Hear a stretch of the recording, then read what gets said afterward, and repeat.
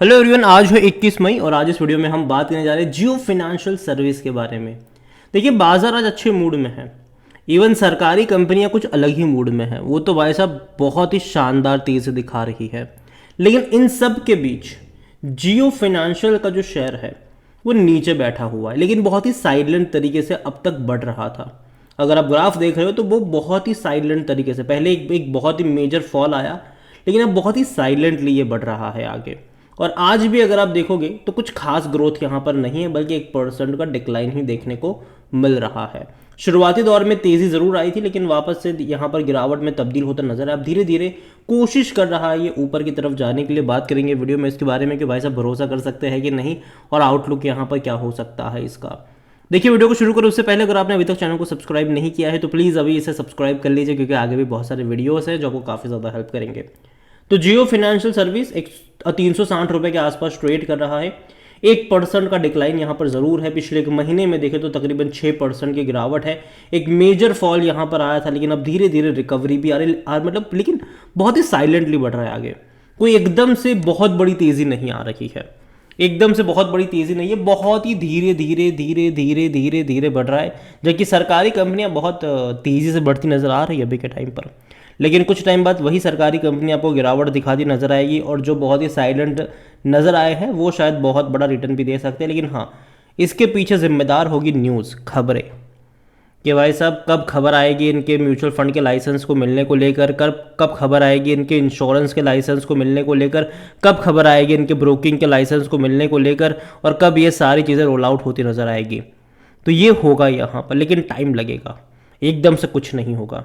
और मैं पहले भी बोल चुका हूँ कि जब भी जियो फिनेंशियल का जो शेयर है वो 10 से 12% का डिक्लाइन दिखाए, खरीदारी के मौके बनेंगे। और मैं अभी भी अपने उसी स्टेटमेंट के ऊपर कायम हूँ, क्योंकि अगर आप इसका ग्राफ देखते हो तो एक बड़ी रफ्तार आई 206 रुपये के लेवल के बाद, लेकिन जब भी बड़ी रफ्तार के बाद गिरावट आई, वापस बाउंस बैक किया, गिरावट आई, वापस बाउंस बैक किया, गिरावट आई, तेज़ी आई, गिरावट आई, तेज़ी आई, और इस बार एक बहुत बड़ी गिरावट थी, लेकिन अब वापस रिकवरी भी लौटती हुई यहाँ पर नज़र आई है।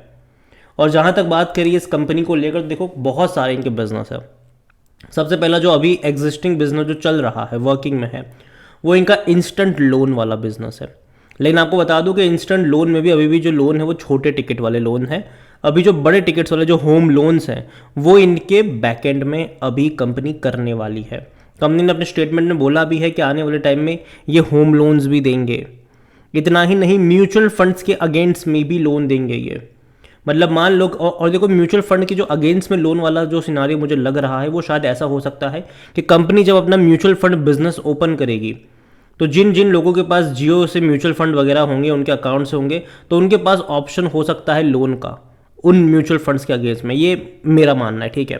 और जहाँ तक बात करें इनके बाकी बिजनेस, इंश्योरेंस का बिजनेस भाई साहब बेहतरीन बिजनेस है, क्योंकि आने वाले टाइम में इंश्योरेंस को लेकर जो अवेयरनेस है वो बहुत ज़्यादा बढ़ने वाली है, और बहुत सारे लोग इंश्योरेंस को अडॉप्ट ज़रूर करेंगे। और जियो की खासियत ये होगी कि उनकी जो रीच है, जियो की जो रीच है वो एक्चुअली में गाँवों तक सीमित है, गाँवों तक भी है, छोटे छोटे गाँवों तक भी है इनके रीच। जबकि जनरली होता यह है कि बहुत सारे इंश्योरेंस जनरली लोग लेते नहीं, जो गाँव में अगर आप देखते हो तो बहुत सारे लोग लेते नहीं हैं। लेकिन आने वाले टाइम में अगर जियो के मोबाइल, मतलब जियो की खुद की मोबाइल ऐप है माई जियो ऐप, अगर उसी को ये लोग अच्छे से पेनिट्रेट कर पाए तो एक बहुत बड़ा इनके लिए प्लस पॉइंट साबित हो सकता है। डिजिटल बैंकिंग की बात करो, यूपीआई की बात करो, म्यूचुअल फंड्स की बात करो, वेल्थ मैनेजमेंट की बात करो, क्रेडिट कार्ड की भी अगर हम बात करें, वो मतलब वहाँ पर भी इनकी एंट्री होने वाली है। तो एक नहीं कई बिजनेस होने वाले हैं इनके, और फ्यूचर में। और ये तो एग्जिस्टिंग बिजनेस है जिसके ऊपर ये लोग ऑलरेडी काम कर रहे हैं।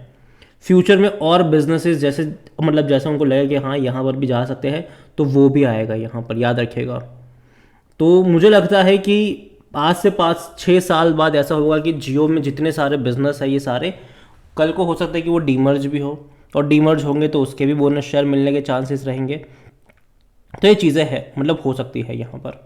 और आज वॉल्यूम अगर आप देखो तो 84 लाख के आसपास के शेयर यहाँ पर ट्रेड होते नजर आए हैं। कंपनी में जो ऑल टाइम हाई था इसका वो तकरीबन 395 रुपये का था, तकरीबन 202 रुपये का लो भी बनाया है। मार्केट के वैसा 2,27,000 करोड़ के आसपास देखने को मिल रहा है। और इतना ही नहीं, जियो में according to money control user हर कोई कह रहा है खरीदारी करो, बेचने की बात कोई नहीं कर रहा है, मैं भी नहीं करूँगा। क्योंकि मुझे लगता है कि आने वाले टाइम में कहीं ना कहीं जियो के लिए बेनिफिट ही होने वाला है, क्योंकि जो बिजनेस में ये लोग एंट्री कर रहे हैं, देखो सब कुछ बैकएंड में रेडी है, सब कुछ रेडी है। जब से इसकी लॉन्चिंग हुई है, जब से इसका आईपीओ आया, तब से सारी टीम सब कुछ सेटअप है। बस देरी है इनको लाइसेंस वगैरह मिलने को लेकर, और जिस दिन लाइसेंस मिलने की खबर आएगी 10-12% की तेज़ी ऐसे ही दिखा देगा ये, लेकिन वेट करना पड़ेगा, ठीक है। और उसके बाद लाइसेंस मिलने के बाद जब ऑपरेशनल इनके स्टार्ट हो जाएंगे, तो सबसे बड़ा जो चेंज आएगा वो आएगा इनके नंबर्स के ऊपर, वो आएगा इनके नंबर्स के ऊपर। एक तरीके से रेवेन्यू प्रॉफिट्स में आपको एक बहुत बड़ा जंप देखने को मिलेगा।